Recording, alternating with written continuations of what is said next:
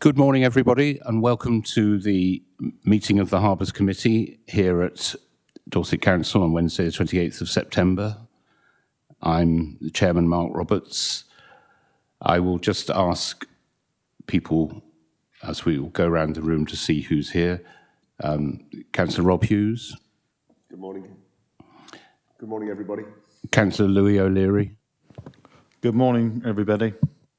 Councillor Mary Penfold. Councillor Sarah Williams, I haven't seen. No. And independent members, Lee Hardy. Good morning, yes. And Philip Thickness.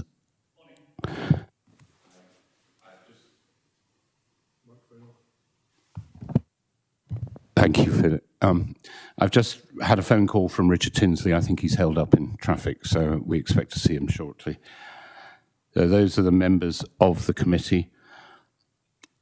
And we will be proceeding. We welcome the portfolio holder for Environment, Highways and Travel, Councillor Ray Bryan, and lead member, Knock Lacey Clark. We have our supporting officers here this morning.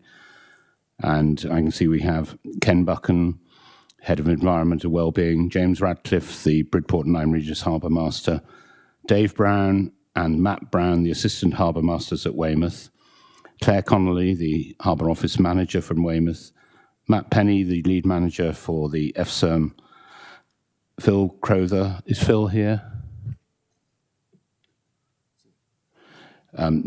Laura, Kevin is here, the Senior Accountant, and Kate Critchell, Democratic Services.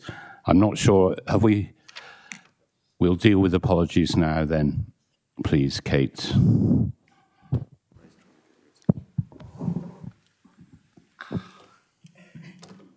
Yes, Chairman, we have apologies from Councillor Peter Bowell.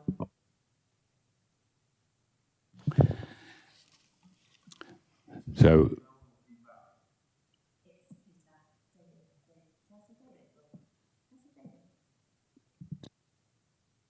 No, she said Peter Barwell, but there's David Barwell.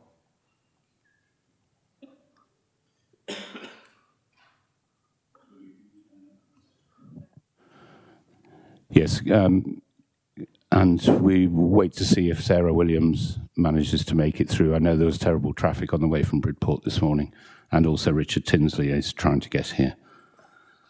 So thank you for the apologies, and my apologies, Anna Eastgate, Corporate Director for Place Services, is with us today. So very warm welcome to Anna for the first of the Harbours meetings. Minutes, we confirm the minutes of the meeting held on the 15th of June, 2022. Are there any comments or corrections to those minutes, or is everybody happy that they are correct? The members, are you content with those minutes? Thank you. Declarations of interests. Mary Penfold.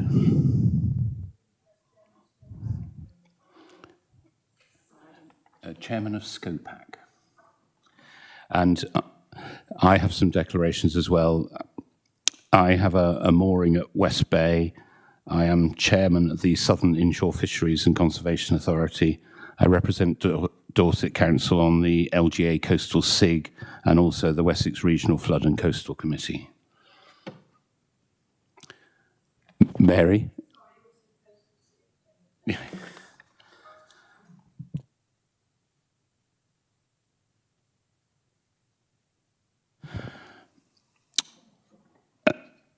Public participation, I don't think we have any members of the public here who wish to participate today. So we go on to the Chairman's report. For new members, I do a verbal report of things that have been happening or activities that I've been involved in. The first thing I'd like to mention, since our last meeting, the departure of Jamie Joyce, the Harbour Master at Weymouth. Jamie left on the 12th of August, now in Australia. His resignation was for personal family reasons. We wish him and his family all the very best and thank him for laying a great foundation for the future of Weymouth Harbour, including recruiting our two new assistant harbour masters, the Browns. Tomorrow is a rather special day in Weymouth Harbour. It sees the retirement of one of our great, well, I'm sorry, tomorrow it's actually Friday, sees the retirement of one of our great stalwarts of the harbour team, Gary Smart. Gary joined the local authority workforce in March 1990 as part of the Wayport team and continued with the successor councils a total of 32 years with the local authorities at Weymouth Harbour. He was already, however, a well-liked and familiar face around the harbour since the 1970s when he worked for Sea-Link. So he's been an essential part of Weymouth Harbour's success for 50 years, working with both cargo vessels and the ferries. We are very grateful for his dedication and thank him for everything he has done and wish him all the best in his retirement. So I think a remarkable service to acknowledge there. A few other things I'd like to mention. The town bridge, I think the repairs are underway on that.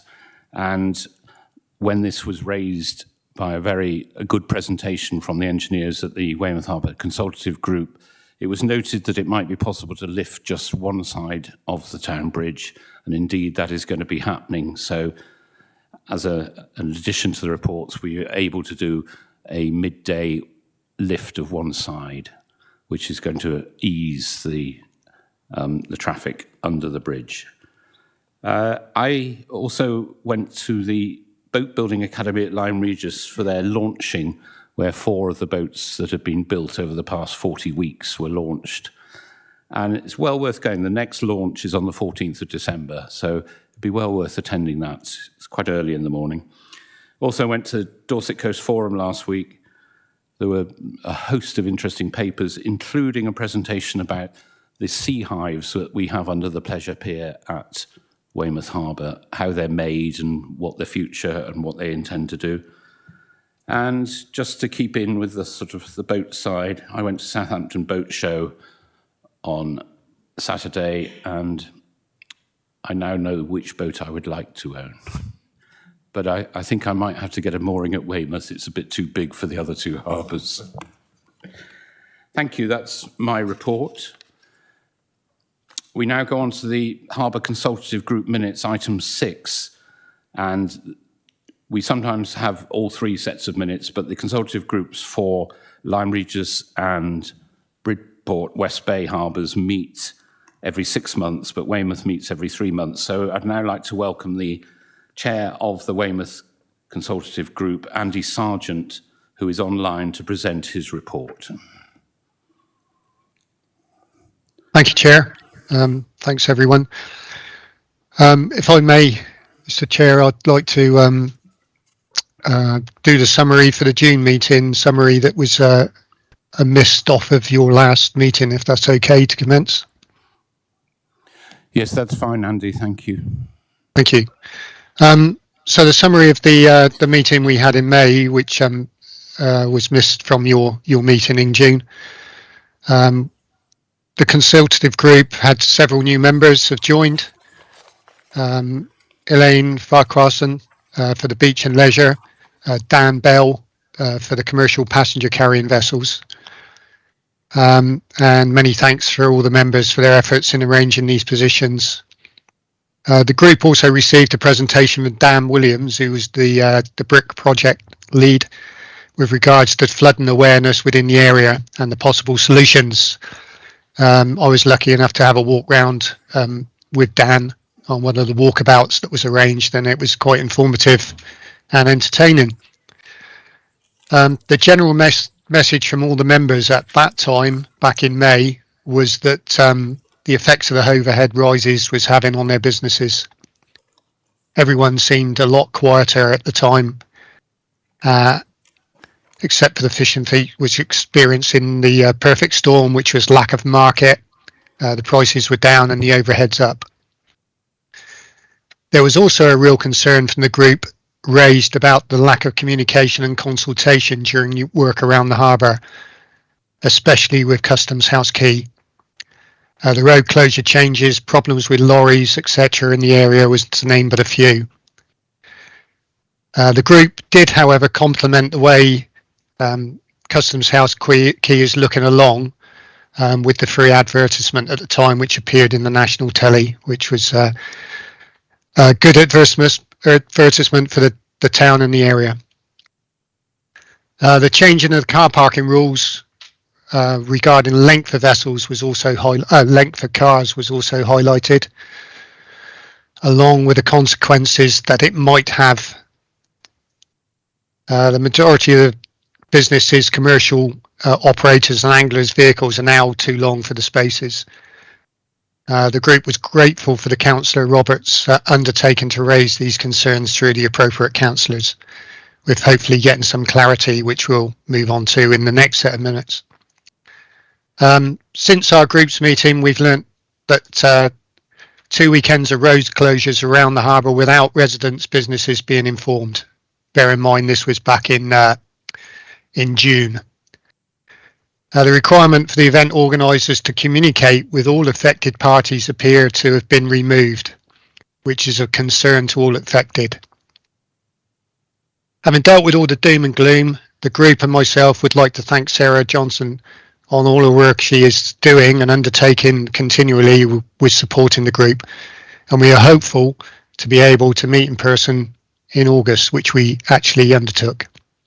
Our thanks was also passed to Jamie and all the harbour staff for their work improving the harbour and their work and ultimate goal of making a more prosperous, safe, secure and pleasant working harbour. So that was the summary from June. Is that okay, Chair? Thank you, Andy. Do you want to move on to the August one now? Yeah, okay. So August, was glad to say, as you mentioned previously, Highways attended and gave us a very good and informative presentation on the proposed work for the town bridge. And as you quite rightly stated, from members' input, the following day they tried and successfully raised one leaf of the bridge, which actually enabled people to get out midday as well as at 8 and 6 o'clock, which was a great benefit. And the group thanked Highways for actually consulting with us and listening to what we said. So it was a vast improvement from the last set of minutes. Updates from the members. Myself, the RNLI, we're hoping to have a station revamp in next year, 23, which will enable us to accommodate more volunteer crew. The last time the station was updated was around the back end of the 1980s, so a fair few years ago. Boat owners and non-commercial mooring holders wanted clarification request on North Quay Pontoon Gate, which Jamie gave, the removal or repositioning of it. The fishermen updated and said the season had picked up and they were very busy, which was good. But of course, the fuel prices are still high.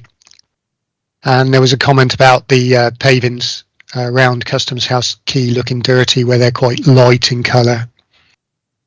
Traders were all busy, and there was a comment from the art gallery regarding portable artists setting up shop outside their establishment, which the harbour was going to have a word about, and also inquiries about the large wheelie bins. Were they a permanent feature, or were we going back to traditional bins along Customs House Quay? The police gave an update to Jamie to present, which was encouraging and reiterating people to report crimes whenever they may occur. And they'd undertaken various interaction with water users around the slipways, in particular personal watercrafts. They had a couple of reminders of personal watercrafts about their responsibilities and being courteous to other users. There was also some issues regarding the pleasure pier jumpers and a few issues of thefts. But the main point was to make sure everyone did continue reporting any crimes at all so they could get logged. Mary gave an update on the Harbour Watch, which said it's been set up well. and she'd been having face-to-face meetings with people. The website was progressing satisfactorily, and the Facebook page was up and running and being supported, which was a nice issue. The leisure users and the beach updated on Weymouth Town Council plans for the Esplanade, and the draft would hopefully be out for consultation in autumn. There was several parts of items raised. Myself, there seemed to be a bit of a data breach as regards to emails going to members of the consultative group with my name at the top, not my email address, asking for online gaming. So I'm not sure how that happened. Consequently, all the emails will be done blind copy from now on. It was raised by Sarah that several members were reaching the end of their terms in October. These being Terry Studley from the Fishermen, the non-commercial members, which was Kathy Clayton, and also the Harbour Traders, which is Dave Caddy. These members will approach their representatives and try to find suitable candidates to take over for them in November. Since then, Dave Caddy, who is vice chair, we've looked back through the paperwork, and when he was appointed vice chair in January 2001, the same time as myself as chair, it was stated on the form that position would be for 3 years. So David will be staying until January 24. Since a unanimous vote was taken and agreed by the group to support Jamie and to thank him for all the progress, help, support he has achieved in his time at Weymouth, and the group wished him well in his future endeavours. And that was it, Mr. Chair. Thank you. Thank you, Andy. A very comprehensive and full report, and it shows the value of the consultative committee, which I attend on behalf of the Harbours Committee. It's a very frank and open discussion of harbour matters. Louis, did you have a question? Yes, thank you. It was on the issue of replacing current members of the consultative group.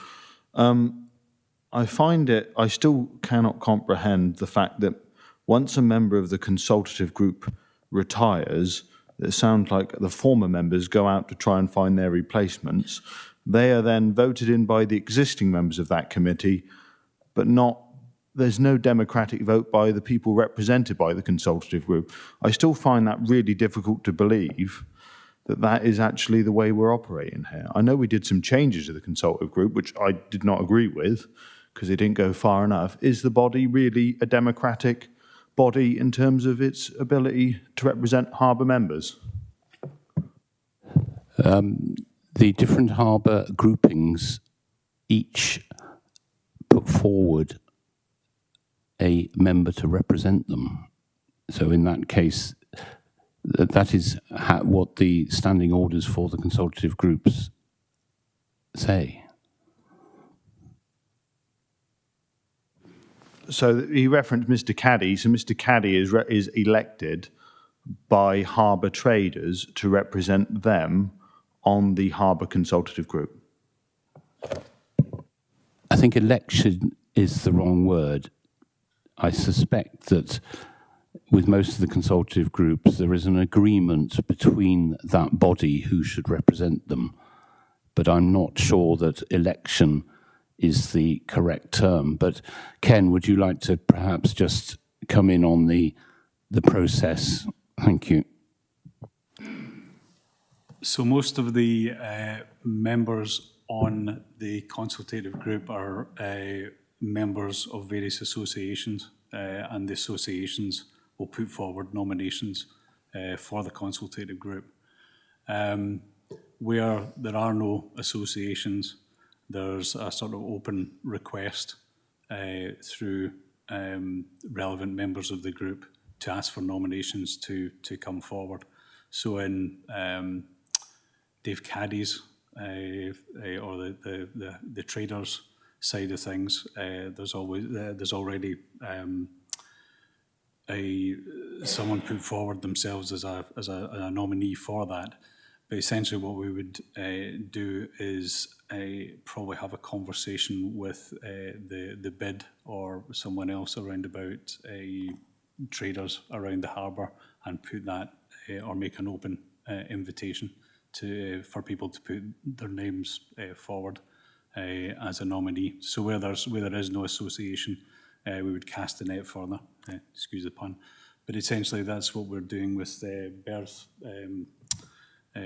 people that have leisure berths in the Inner Harbour. They were represented by Cathy Claydon up until this point in time, and there's been a request put out to those that have berths within the Inner Harbour, and nominations have been asked for from that group. Then they would submit not an application, but they would submit some information about themselves and their background, and then that would be brought to the consultative group for a decision on who would be the representative and the substitute going forward.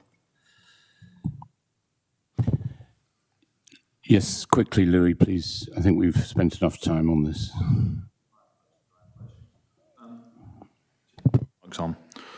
So if there's two nominations for Mr. Caddy's position, who decides whether out of those two nominees should get that position?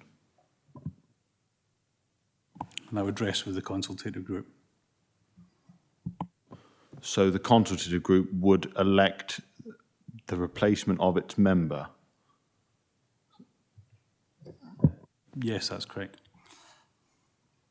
Are you happy with that? It's the way the process works.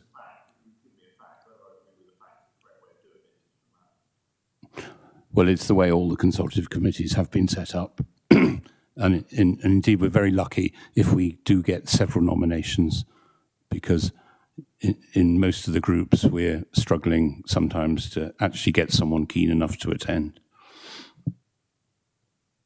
Perhaps if the body was set up in a different way, that it wouldn't be that case, but we agree to disagree. Thank you for those observations. Any other points for Andy on the Weymouth Harbour Consultative Group meetings?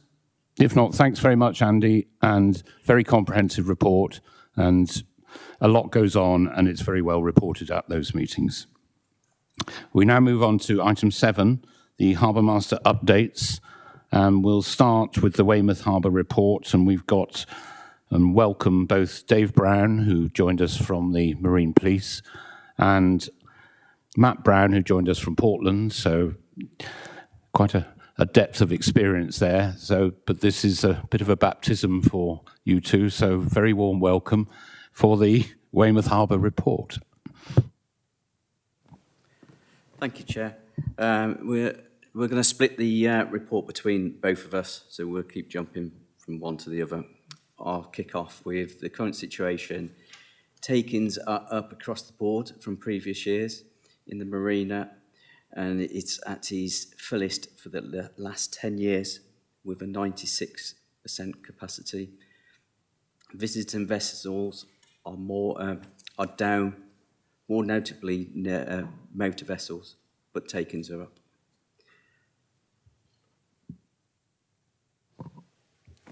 Hello, good morning. Okay, to the operations, point 1, the LPS is up and running as described, and with reference to the port traffic signal maintenance, we have Navmore actually attending on the 10th of October, so we'll have some more information, particularly for myself then. The new online booking system is working well, both for customers. For example, we talked about bridge lifts. That's working well for customers, but also for our staff. It's nice and easy. The general directions, a draft copy produced, but obviously waiting for a new harbour master in post once appointed to approve the general directions document. And point 4, as spoken about earlier, the bridge works have commenced this week.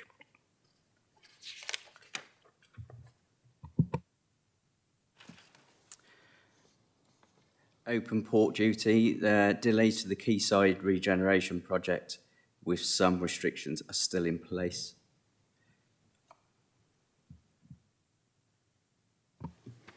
Okay, staff training and competency. Our new berthing officer, Richard, has just completed his sea survival course yesterday. And another point, obviously, we've spoken about, hopefully the recruitment for the new harbour master is in hand. Conservancy, so annual dredging will continue to maintain a navigable channel in the harbour.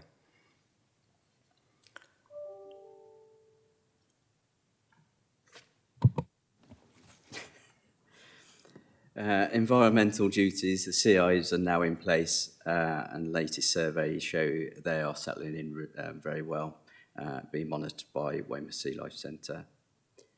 The aids to navigation, harbour entrance lights have now been replaced with LEDs to fit the standard, and a smart monitoring system to alert harbour staff for defects.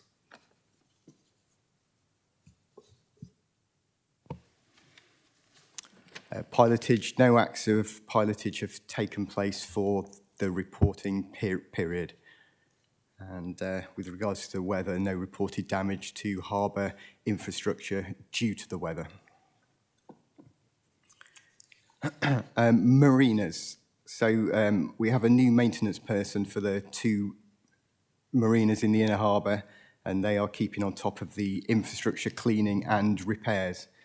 A very positive image is being given to the berth holders in that they can regularly see this work is being done.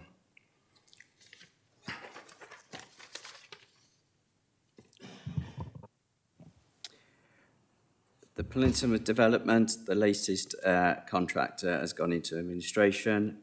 Ongoing talks with a replacement contractor is still ongoing. The pleasure pier, we've been working with the local policing teams around the ongoing antisocial behaviour on the pier with pier jumpers and drinkers. A number of the railings along the pier have now been fenced off due to the condition of them.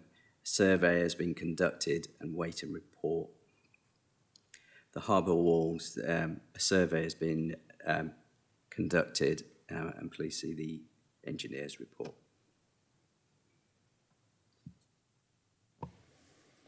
Commercial berths.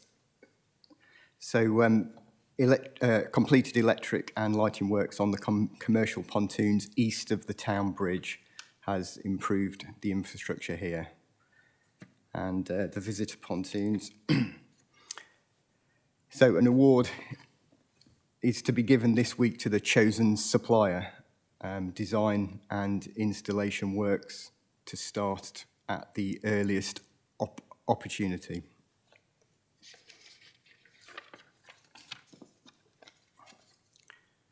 And just in terms of maritime and local events, the latest one this weekend will be the Real Masters show to take place. Send a report, Chair. Thank you very much. And just a quick comment before I come to you, Richard. The list of events there, we've had some fairly significant events over the last month or so with the Seafood Festival and Ironman and now the Real Masters. And that now actually concerns the harbour much more because the car parks come within the harbour estate. But I don't think anyone quite realises the amount of work that the harbour team now have to do, which would have previously been done by the car park team, the queries and the minute. And I think congratulations to the team for managing this, but it's an awful lot of extra work that I don't think was really envisaged. And we may need to look at how events are managed in future with the staff that we have available, with all the additional sort of just the day-to-day bits that everyone needs to attend to. Richard.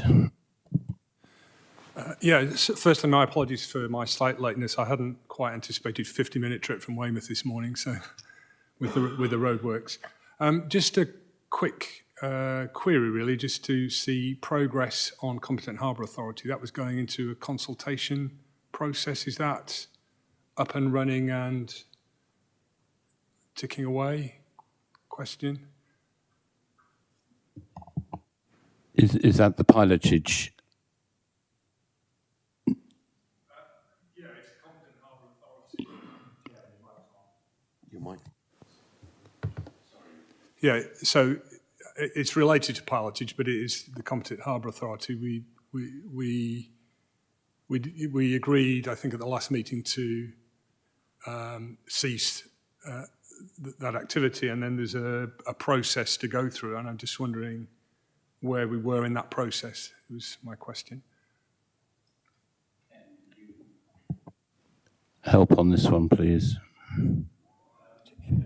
Richard, that will be picked up when we recruit our new harbour master. That'll be one of the first tasks that they'll be put to when we recruit.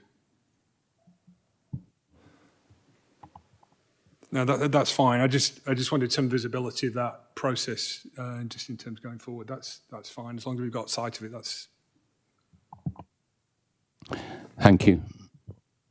Louis.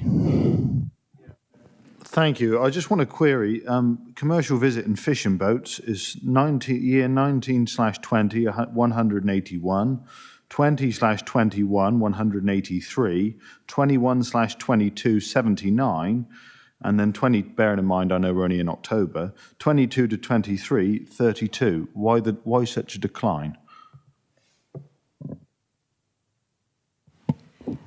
I can answer that. The reason why is because in those previous years, quite a lot of those visiting vessels have taken an annual berth with us, so they're no longer a visiting fishing vessel.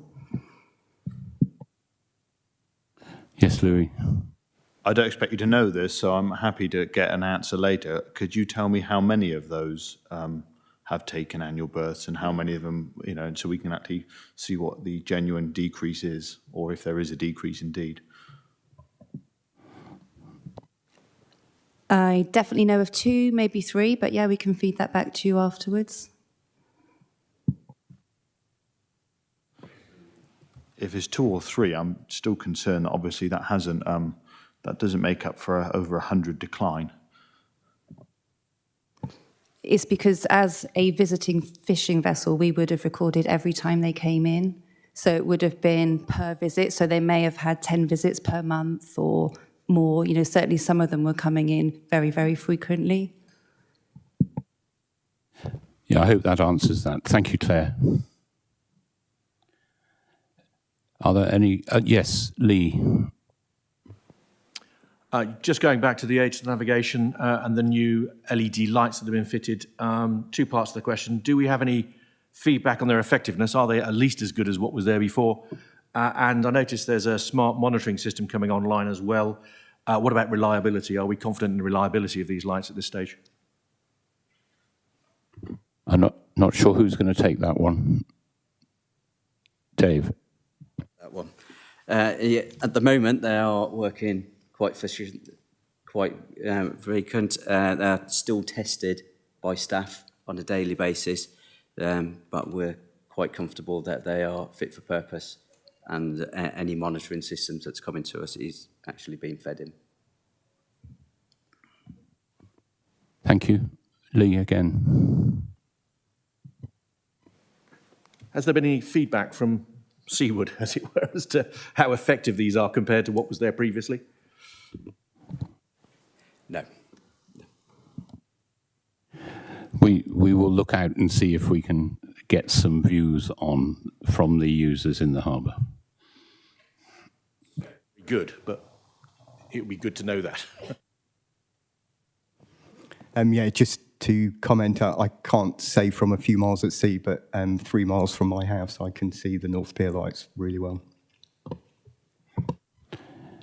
I suspect that's more than a greater distance than we need under the safety. 3 miles does sound very good. I was going to say, whatever's charted. I don't know what the chart says. That's what they need to be, isn't it? Okay, thank you very much. If there's no other questions for the Weymouth, we now move on to the update, James Radcliffe for West Bay and Lyme Regis Harbour report. James. Thank you, Chair. So the stats for Bridport Harbour, the season tickets and day launches are all comparable to previous years, and the visiting boat nights are slightly down compared to last year. Due to some delay in reconciling the accounts for August, at the time of writing the report, I got some up-to-date financial information on a few of the next items. So the boat lifts up to the end of August was actually 4,873. The quayside parking was 7,727. The shop had taken nearly 13,000. And the diving airfields was actually up to 22,000. So the diving is really increased with commercial use and leisure use. The boat repairs is up to 6,396. Waiting list for Bridport remains strong, and the occupancy for private leisure is 97% and still at 100% for commercial. So the stats for Lyme Regis, again, the season tickets and single launches are comparable to previous years. Visiting boat nights are up, and pontoons and visitors' buoys were full on many occasions.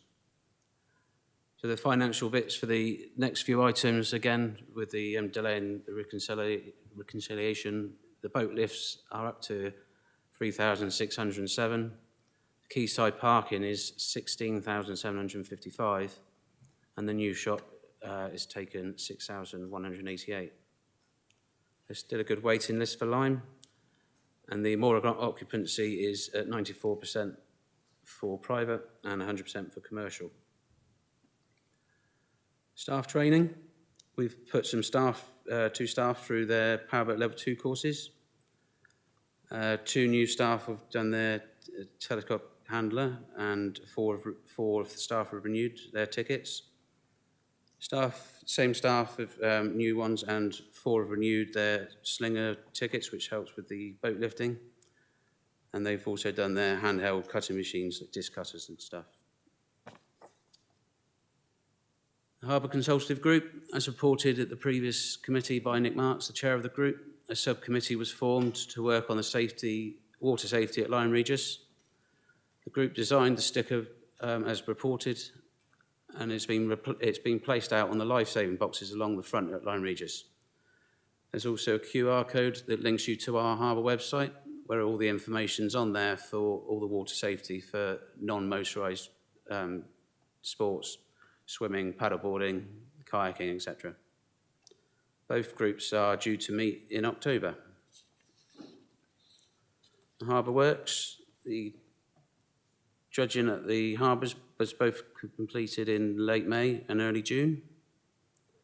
At Lyme Regis, the Fisherman's Store, the Harbour and Fisherman's Storage Building, there was a meeting with Western Power to discuss the timescale for the works.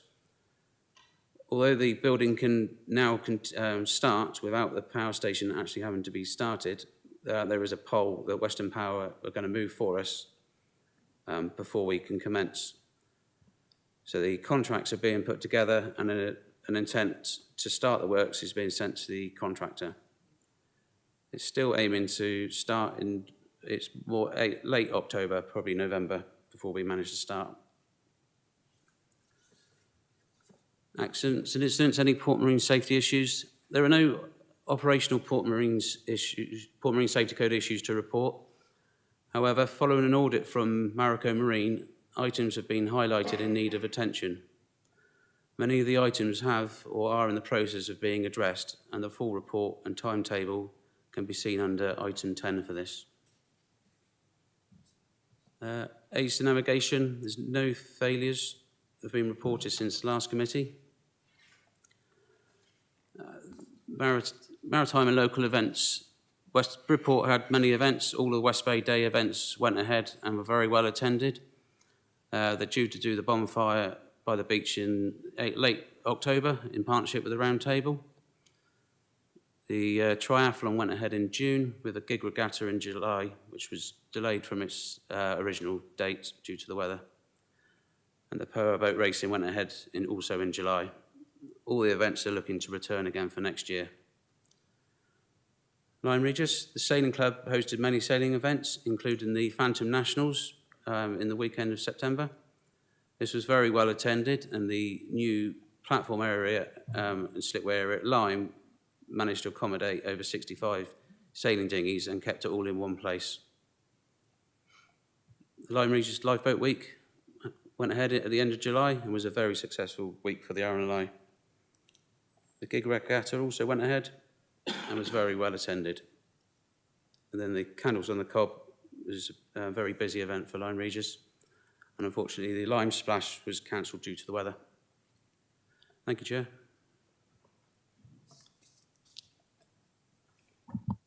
Thanks, James. I'm sure we're all aware that the Tour of Britain had to be cancelled due to the funeral arrangements in London and the need for the high level of police to actually be moved up to London, which was a disappointment to a lot. Certainly in my ward, it was coming all along the coast road, and the villages were all preparing to do their little bit for the 20 minutes or so when they went past.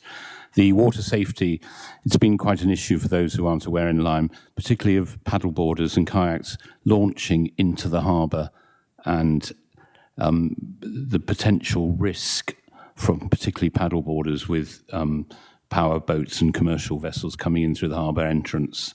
And so this water safety is all about trying to guide people into the safest areas and make sure people stay in those areas and realise the issues. And the Q code gives people that option, because quite a lot have never visited before in Lyme and aren't quite aware of the risks. So I'm glad to see that's happening, because so far we've avoided any real problems there.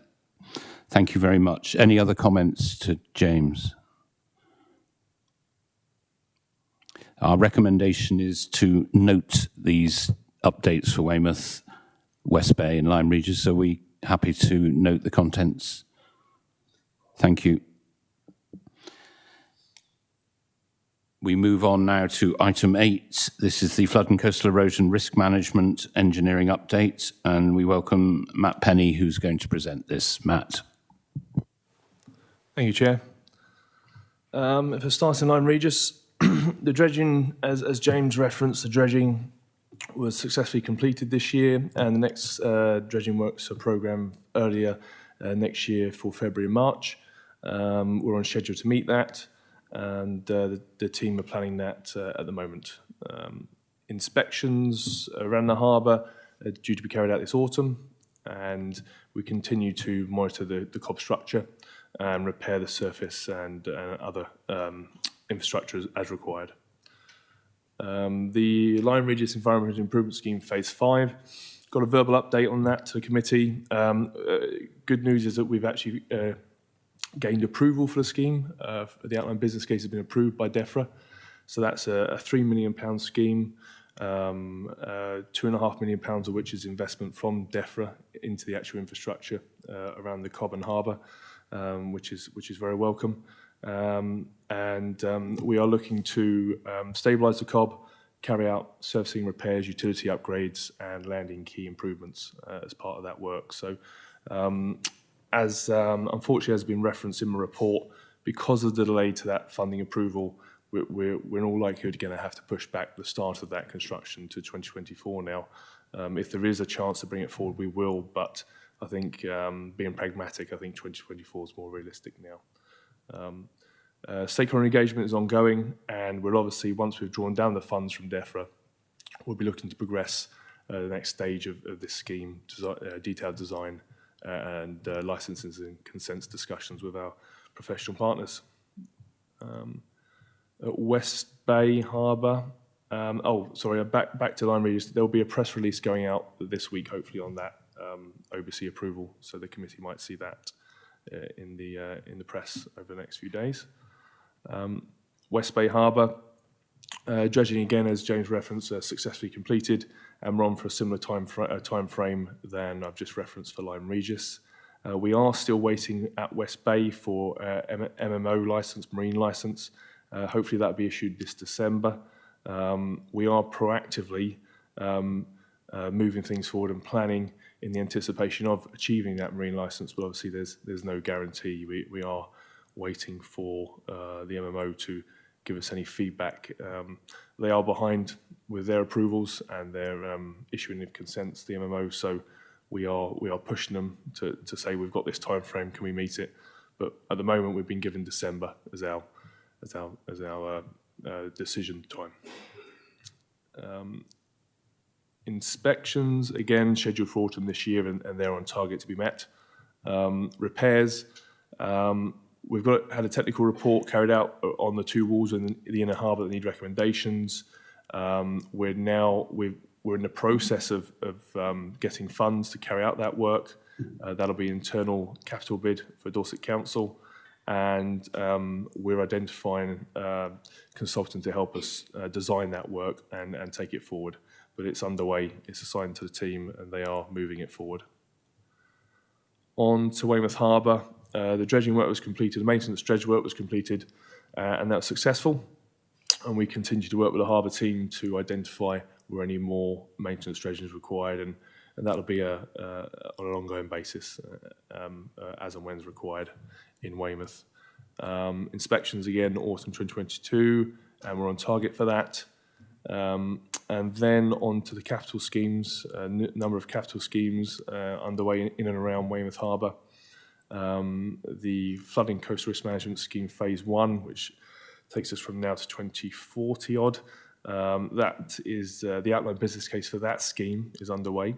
Got a good team there moving that forward. Flood modelling and surveys are underway, and first rounds of communications and engagement events are being held this month and in October. So we're well underway with that, and it's progressing nicely.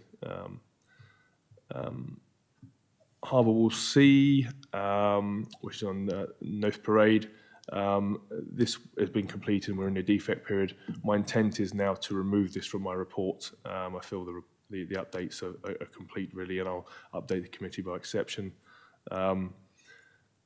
Similar with Harbour Walls E and 9, that's on the peninsula.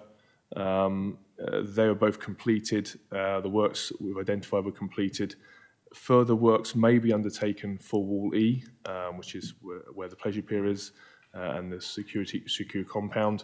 But that depends on the Weymouth Quay regeneration scheme. So we'll wait for that scheme to progress, and then we can input into that. But for our current works, remedial works to the harbour walls, to give them that 20+ years life expectancy has been completed. So they are in reasonable condition now.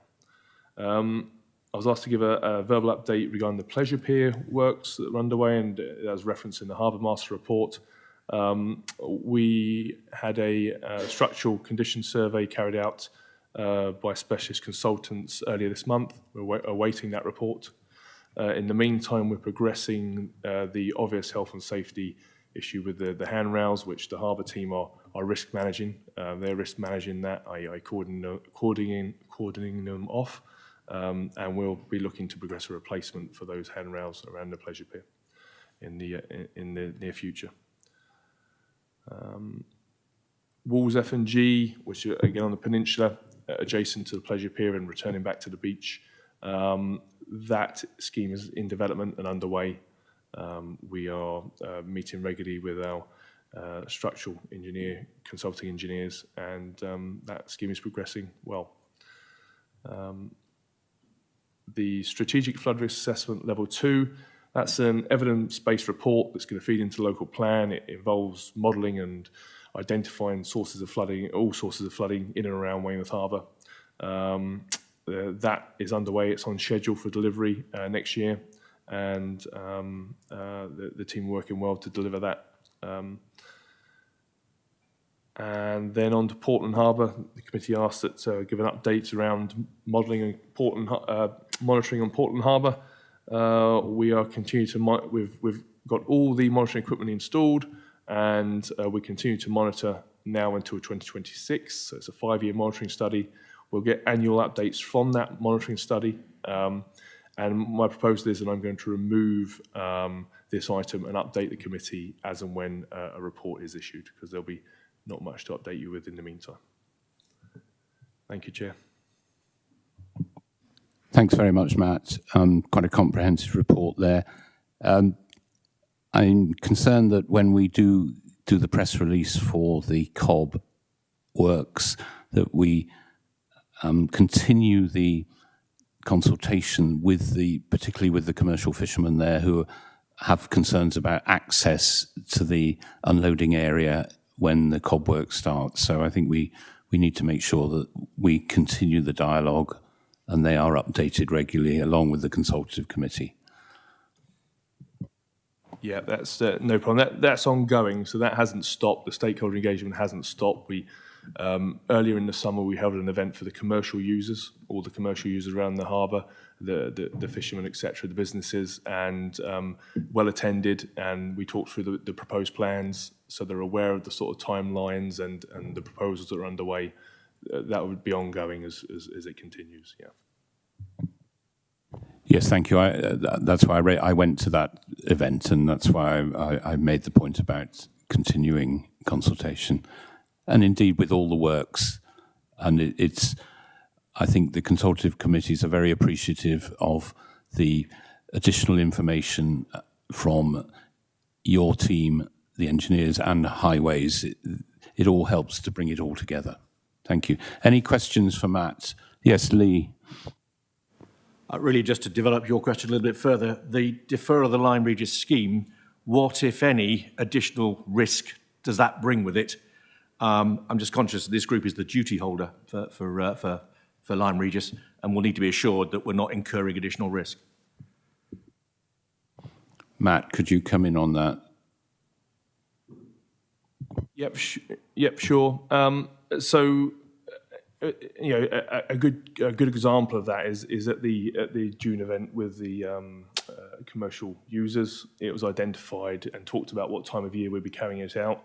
Is identified that actually probably works on the outer wall of the COB couldn't be carried out during the winter. Just simply you won't get the sea state required for an extended period of time to be able to do that. And so it was identified that we'd probably have to carry it out over the summer. We also spoke about access arrangements and the minimum amount that the commercial users could bear, if you like, back and forth. So we've got a good idea about what their needs and requirements are in general, and users of the harbour in general. So, you know, that's all been taken into account in the development of the scheme. It's not just us ploughing ahead. We're in full consultation with the users of the COB and harbour.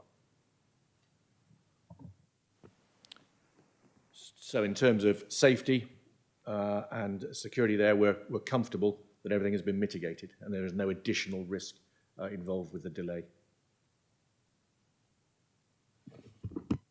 No, the delay won't cause any additional concerns in that respect. It may cause us some more repairs, so use of revenue funding will be required for an extra year, but in terms of security and etc., then there's no issue to the 1-year delay.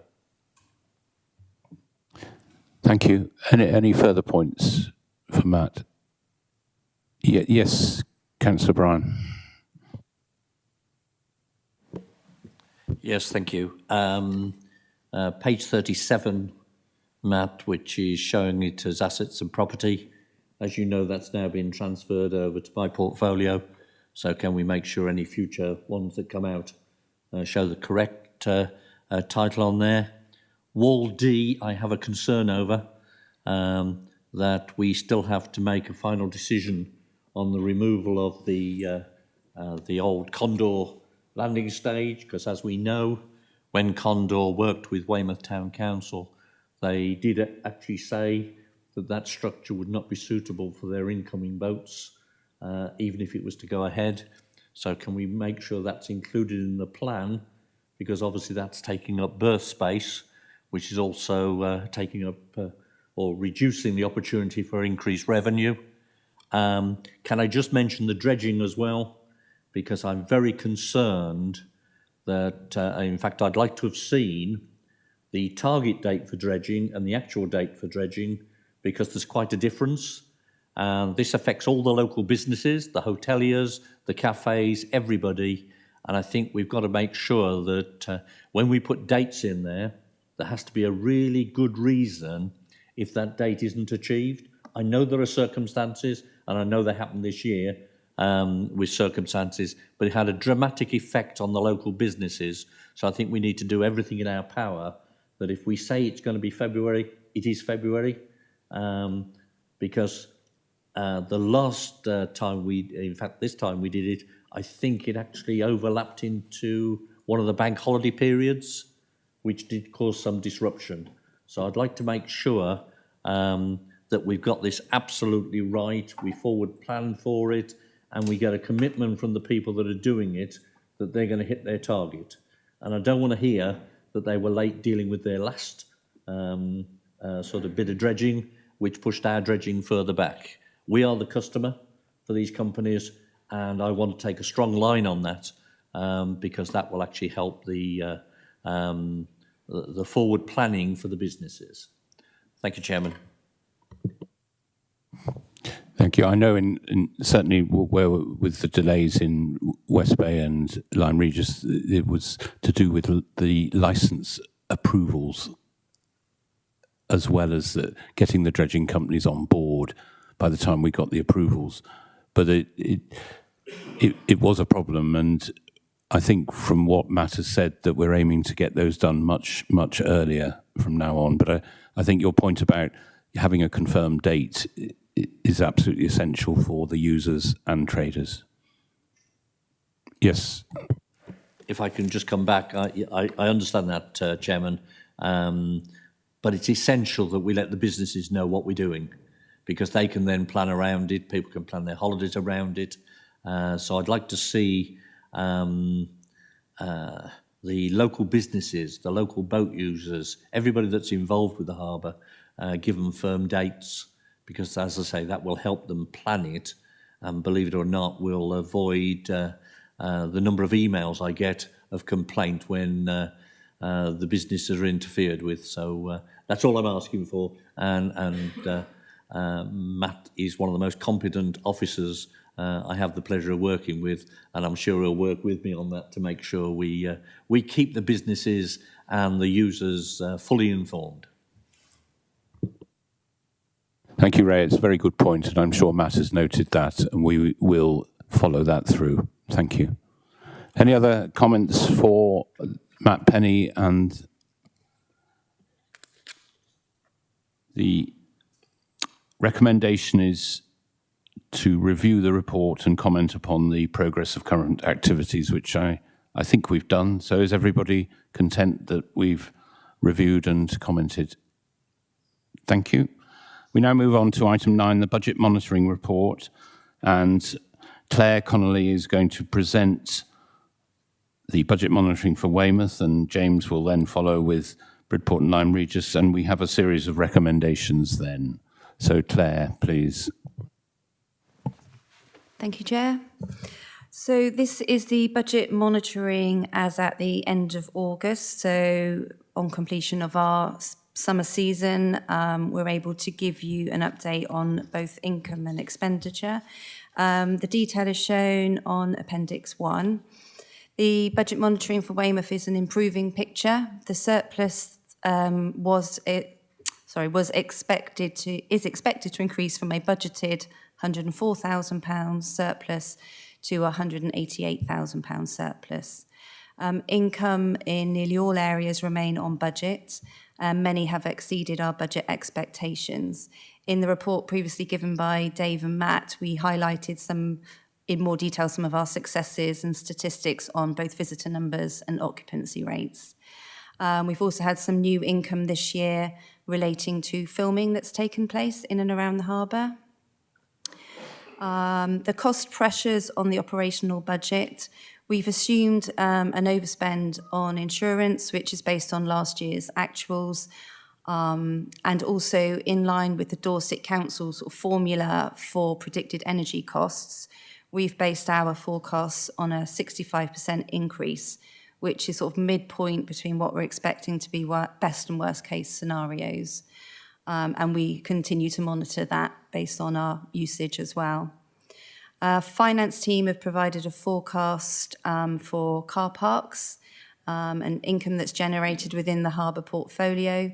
This is expected to be favourable by £87,000, which is a sort of notable increase on income at the Pavilion car park. Income generated from the car parks will be used to support the harbour as a whole initially, but with a view to support the regeneration of the peninsula, commercial area, the walls, etc. in the future. All of our surpluses, both from the operational budget and the car parks income, will get transferred to our reserve at the year end, and that will bring our predicted year-end reserve balance to £2.1 million. So whilst our financial picture does seem stable and is improving, there is still ongoing pressure on the harbour budgets. And as always, it's important to note that reserve balance is fully committed to fund the asset plan, which includes pontoons and also maintenance dredging. The Pleasure Pier Reserve, obviously the works and the inspections have been touched on. So we've historically allocated £20,000 a year into that reserve. The current balance is £106,000. Now that we've had the survey, as soon as we've got the results from that, we'll know whether there is enough money in that reserve to fund the works that need doing, either short, medium and long term. The capital receipt reserve is made up of any proceeds of assets that have been sold, mostly in the last year or so. This balance can be used to fund or contribute any future capital schemes. This year, a decision was taken to purchase a vessel suitable to assist staff in carrying out general maintenance, which is sort of more specifically in the marinas, and the funding of that will be taken from this reserve. That's the end of the report. Happy to take any questions. Thank you, Claire. Mary. Just a question on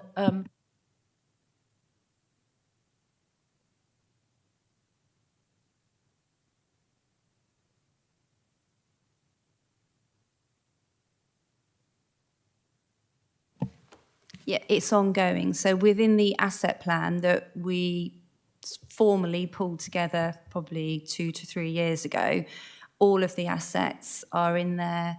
Their end of life date is in there, and then some very rough costs for replacement.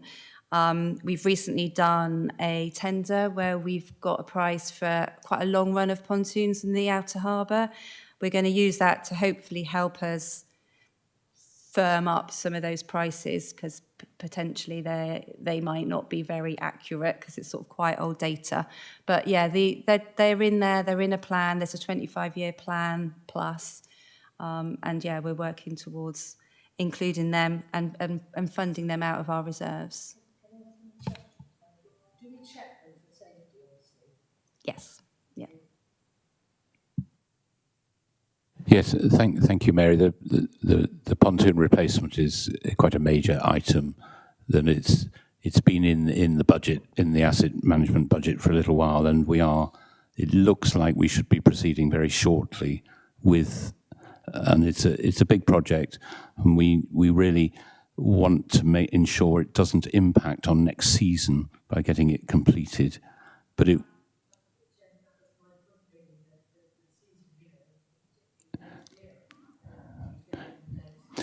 And I think there's a lot of people who've been working very hard behind the scenes to get that in place, and we should shortly be commencing the work on that.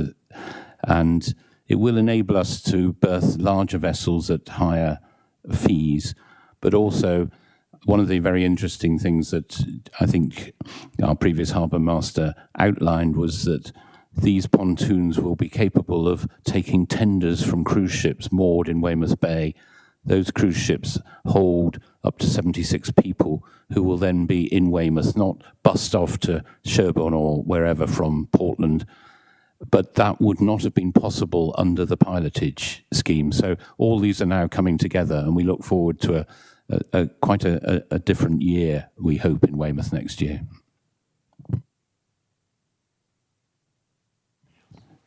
So anyone else want to have a word with Claire about the Weymouth ones? If not, we'll move on to Jamie now for the budget monitoring for both Bridport West Bay and Lyme Regis. James. Thank you, Chair. So the budget monitoring for Bridport, the latest forecast is showing a net underspend of over 22,000 against the budgeted surplus of 35,000. The budgets have now been amended to bring in the income from assets and property and the parking linked to the forthcoming HRO, Harbour Revision Order. So the expenditure overall is 42,000 adverse. This is down to inflation on fuel costs, utilities and service contracts. The income is at the moment is looking at 65,000 favourable, and this is down to the income from the car parks following the HRO.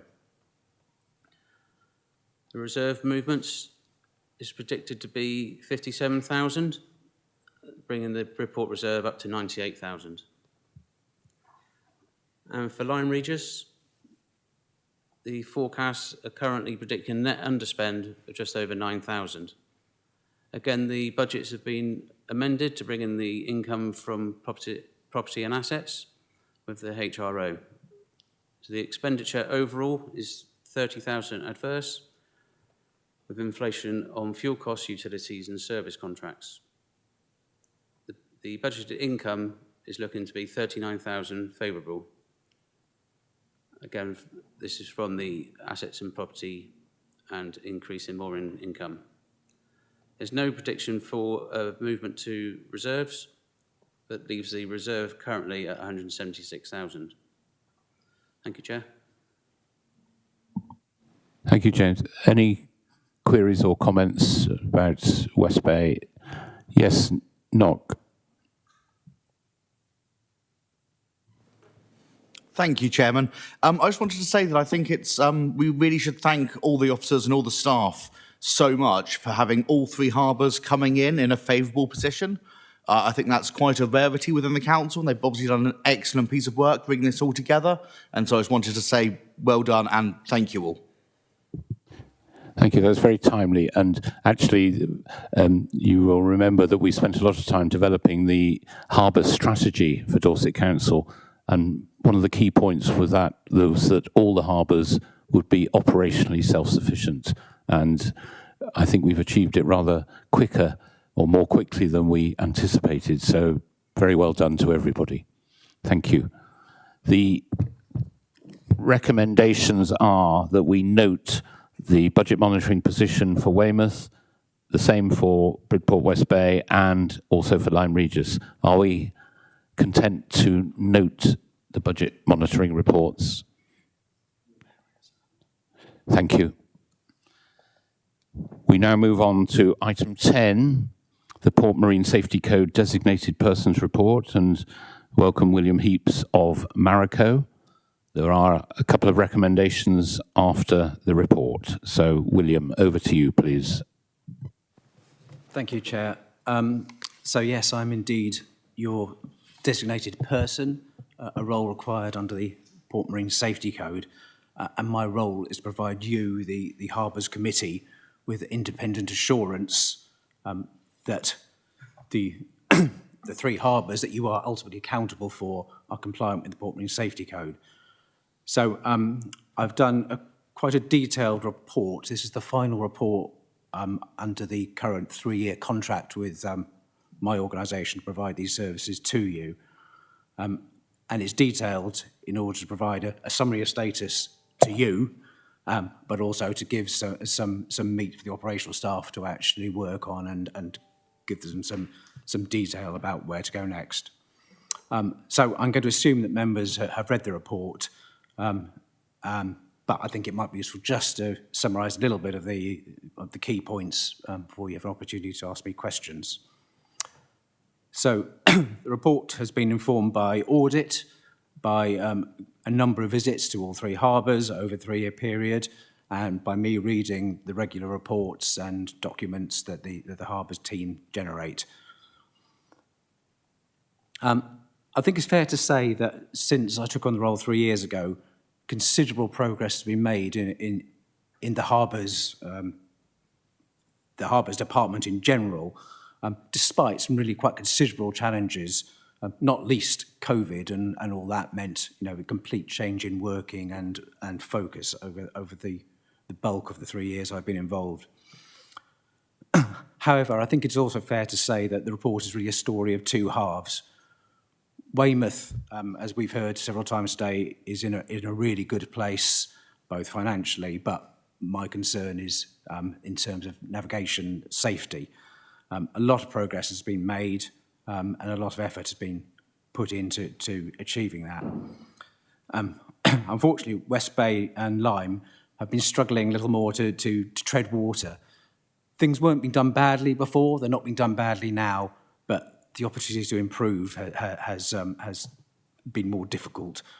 And I have to emphasise this is not due to the lack of skill or enthusiasm on part of the very small team there.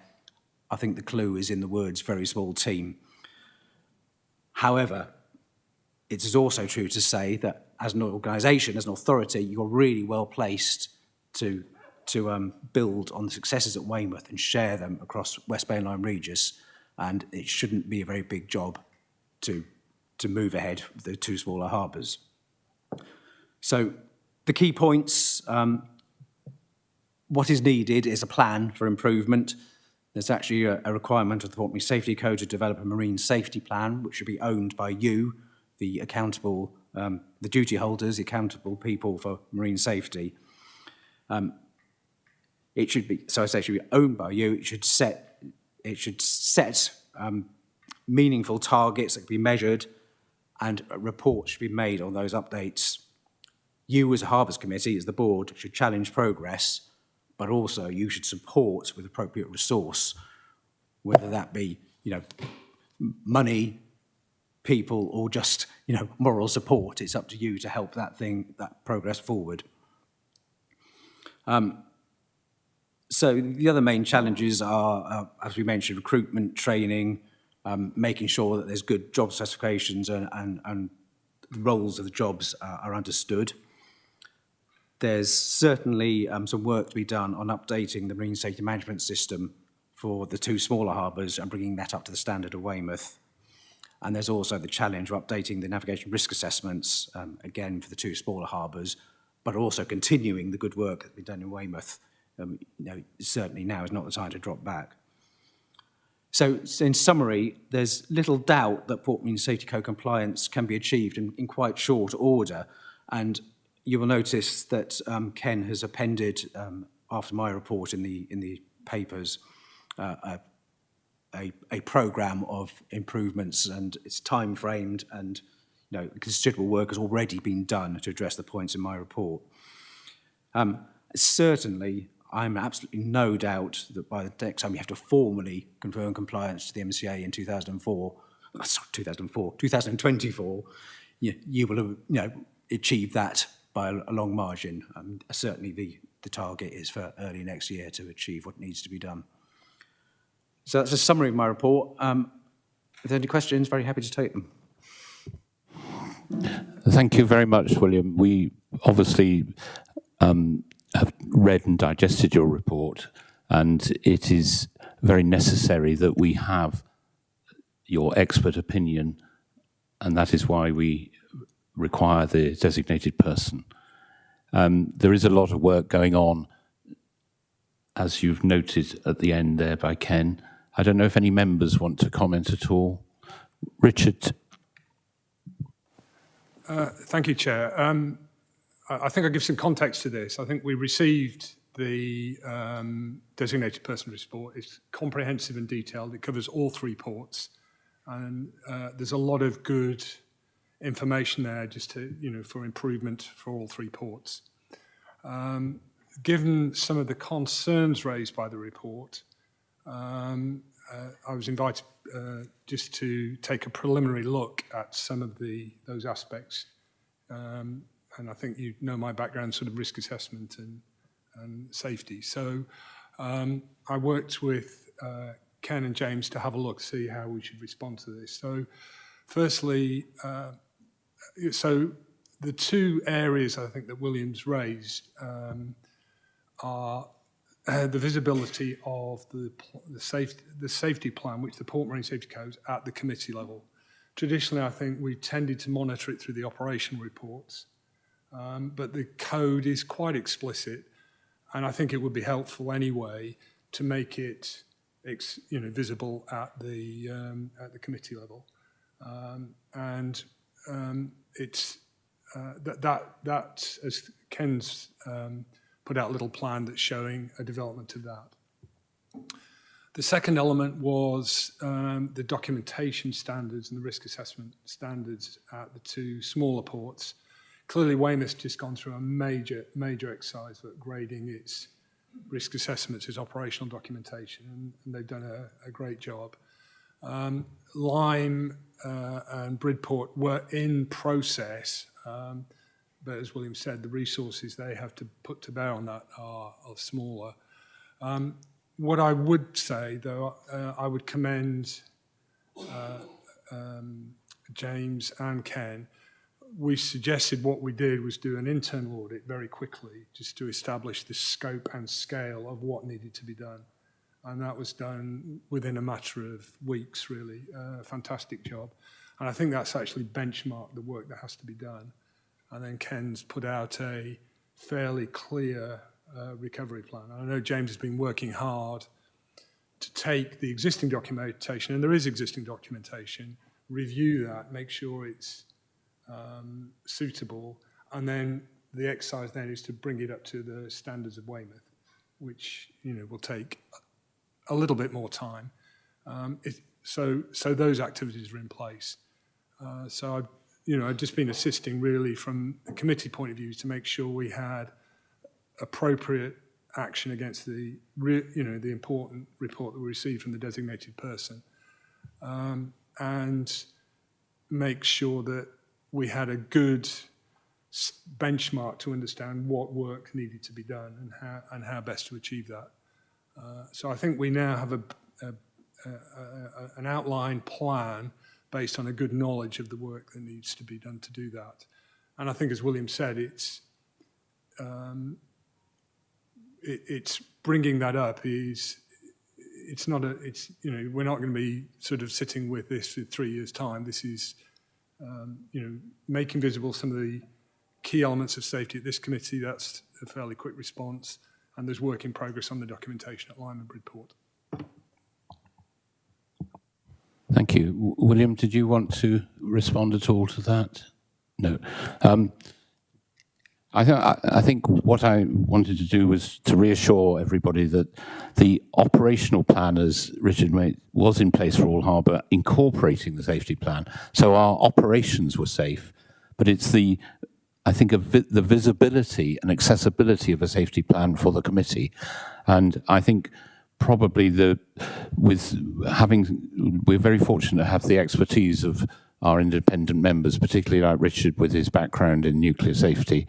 And I suspect that if we set up a small working group to work with the officers to develop and deliver this recommendation of the safety plan, and I think we need to get on with that fairly rapidly, and I think that will reassure all those not involved with the operations, because we know that the operations have been safe, but it's just the evidencing of this for the Port Marine Safety Code. Thank you, and thank you, Richard, for all the work you put in. To me, that really does demonstrate the value of the expertise of our independent members here on the committee. So thank you very much for that. Are there any other points from any? Yes, Philip. Chairman, could I pick up the business of human resource? We're clearly not having success recruiting a harbour master in Weymouth and a deputy in Lyme Regis, and without those competent persons in place, it's going to be very difficult to be fully compliant under PMSC Measure 8 competence. So is it possible to have an update on what's going on in the recruiting, why we're failing, and what the plan is to fill these very important posts? It's a very good point, and it is one that is very current. I think probably, Ken, would you like to comment on that? Yes, thank you, Chair. We've gone through, for Weymouth, we've gone through 2 rounds of recruitment and been unsuccessful at recruiting to the post. The plan at this point in time, I have a call in this week with a recruitment consultant to assist with that process to cast the net a bit further. In the interim, I have had a few telephone calls from potential future harbour masters, and what we'd look to do is simultaneously work with the recruitment consultant and go back out to advert, and I expect that would be within the next couple of weeks. So we're sort of turbocharging our recruitment process at this point in time. That will also include the Assistant Harbour Master over at Lyme Regis as well. Yes, Philip. Is the problem that the people we're after don't exist, or is it that we're not offering them enough money? Like, why is it not possible to recruit? I think there's a wider issue. I mean, certainly our offer is comparable to other harbours in terms of salary and so on. There's a general concern across many services within Dorset Council and even in the private sector for recruitment in general. I don't think there isn't the people out there. I think it's just we need to, as I say, sort of cast the net a bit further, perhaps advertise a bit further than we currently have been. So I think the offer is okay in terms of salary and conditions. The other issue, of course, is that if you're coming from elsewhere in the country, Dorset isn't the cheapest place to live, and to identify accommodation and so on and so forth. So I think that is also a factor that's playing into all of this as well. So it's just a different sort of recruitment environment at the moment. Yes, so a couple of little points on that. There is a requirement to live within a certain distance for operational reasons, which I think you would understand. But also, I suspect that we may now be at a better time of the year, particularly for the Assistant Harbour Master, because people who may be interested in that from, say, smaller harbours, they're all coming to the close of their season, and people may, we hope.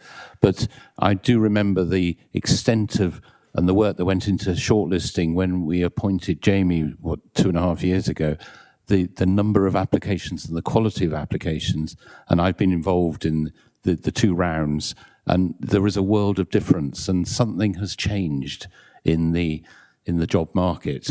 And I think, as Ken referred to, but it's not only within Dorset Council, we know this from private organisations as well. There seems to be a lack of people willing either to change jobs or seek re-employment. So we are very aware, and it's an acute problem for us. But thank you for raising it.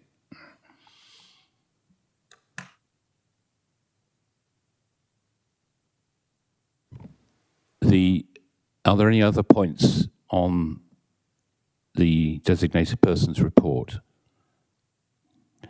The recommendations are that the Harbours Committee accepts the designated persons report and the report is sent for full council for information, and that the Harbours Committee approve the programme timetable to address any outstanding issues highlighted by the audit report. And we've seen the timetable at the end. You've had a chance to look at that. It's been referred to. So is the committee content to accept the report and forward it to full council and accept the programme timetable? Thank you. I think that's everybody in favour. No abstentions and no one against that. Thank you. And thank you very much, William, for all that work involved in that. It's been very necessary, and it's been a comprehensive programme, and we will continue the hard work to get up to the, well, achieve and get better standards all round. Thank you very much. Item 11 is the forward plan. Ken Buchan, please. Thank you, Chair. So on top of the standing items that we normally have, we do have some additional items for the December 8th committee meeting. There will be an update on progress on our response to the Port Marine Safety Code audit issues, as we've just been discussing, and there'll be reference back to the timetable that's been presented today and progress against that. The December meeting is also the time of the year when the committee agrees the scale of charges for next year and puts forward a budget request for 23-24. So these are also items on the forward plan. From the previous forward plan, we had anticipated presenting the new Weymouth Harbour General Directions for approval to go out to public consultation at this meeting. However, this has been held back until we recruit the new Harbour Master for Weymouth, as they'll need to be satisfied that they're happy with the proposed general directions and that they're adequate to meet the needs of the harbour going forward. The Harbour's business plans and communications plans are scheduled to come to committee in March. This will be somewhat dependent on Weymouth Harbour Master recruitment, but we will endeavour to pull those plans together in time for those meetings.